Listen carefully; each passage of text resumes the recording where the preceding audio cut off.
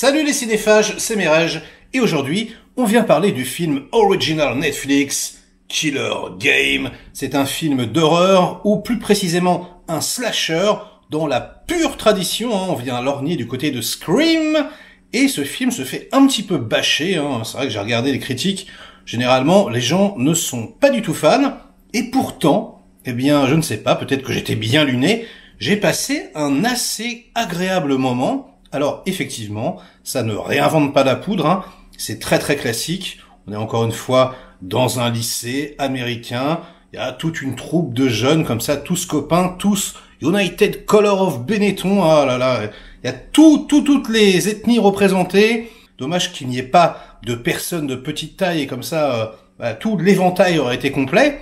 En tout cas, eh bien, il y a parmi eux, quelque part dans l'école, un tueur, un malade mental, un psychopathe armé d'un couteau qui, en fait, sur son visage se met. Alors, il fabrique avec une imprimante 3D, des visages de ses victimes. Hop, et il les tue. Du coup, c'est assez marrant le concept, puisque, en gros, les mecs se font chlasser avec un tueur qui leur ressemble.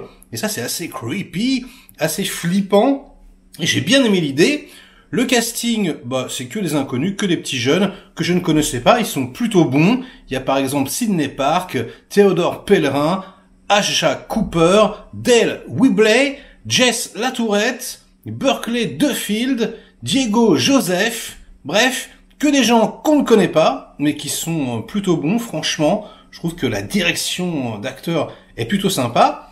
C'est réalisé par Patrick Brice, qui a commis quelques films d'horreur comme Creep, mais il n'a pas réalisé grand-chose.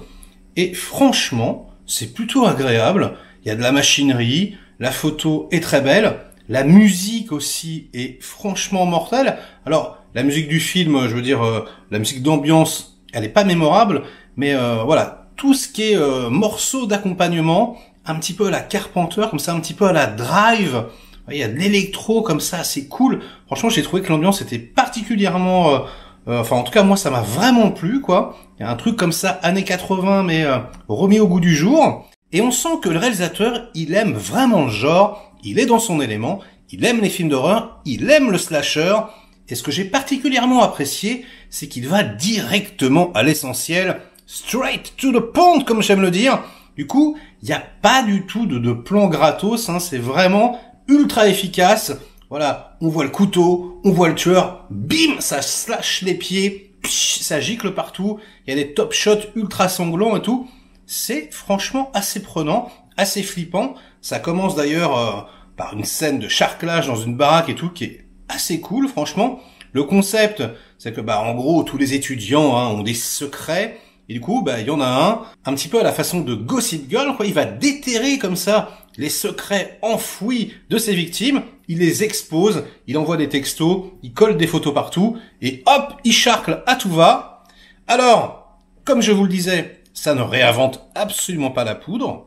C'est vrai que au bout d'une heure de film, il y a une scène en particulier, je vais pas vous spoiler, mais qui se passe, il y a une grosse fête dans une baraque, le tueur est là, et tu te dis, mais pourquoi on lui saute pas dessus? C'est un peu particulier. Il y a quand même des trucs qui sont assez durs à avaler. Et oui, la qualité baisse un petit peu. Mais franchement, j'ai trouvé que c'était plutôt sympathique. Ne vous attendez pas, à un Scream bis, ne vous attendez pas à une folie furieuse. Mais pour un petit film produit par Netflix, j'ai trouvé qu'il y avait plutôt pas mal de savoir-faire. Et c'est normal a priori puisque c'est produit par James Wan. Alors James Wan qui dernièrement fait beaucoup parler, Il a produit donc Conjuring 3 qui était quand même relativement pourri. Son Malignante, on sait pas trop si c'est un chef-d'œuvre ou si c'est un navet total.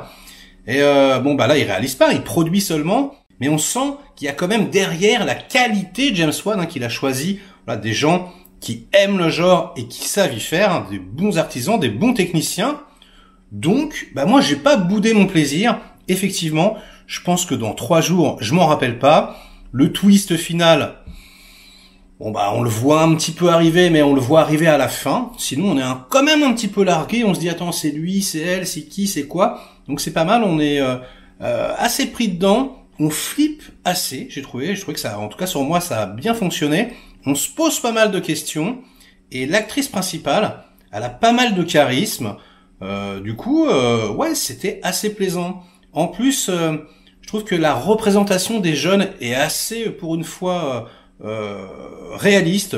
C'est-à-dire que voilà, ils vont par exemple fumer de la marijuana en permanence, ils vont faire l'amour dans des voitures. Enfin voilà, c'est vraiment à l'ancienne, vraiment années 80. Attention à la morale, hein, quand on couche, normalement on se fait slasher. Bon, il y a des petites choses comme ça qui sont pas d'ailleurs toutes respectées, c'est assez marrant. Donc, globalement, c'est plutôt sympathique. Vous me direz ce que vous en pensez dans les commentaires. Est-ce que vous avez trouvé ça agréable? Est-ce que vous avez trouvé ça comme globalement complètement nul, parce que vraiment le film se fait défoncer?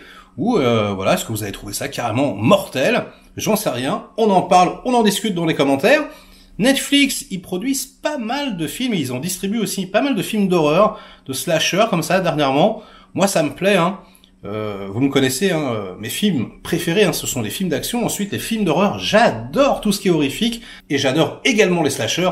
Donc voilà, un petit bonbon acidulé, comme ça, qui sort de nulle part. Eh bien, je trouve ça plutôt agréable. Likez cette vidéo si elle vous a intéressé. Délikez-la sinon. Inondez-moi de commentaires, comme d'habitude pour faire marcher le petit robot YouTube. Et nous, on se retrouve très vite pour de prochaines aventures. Ciao!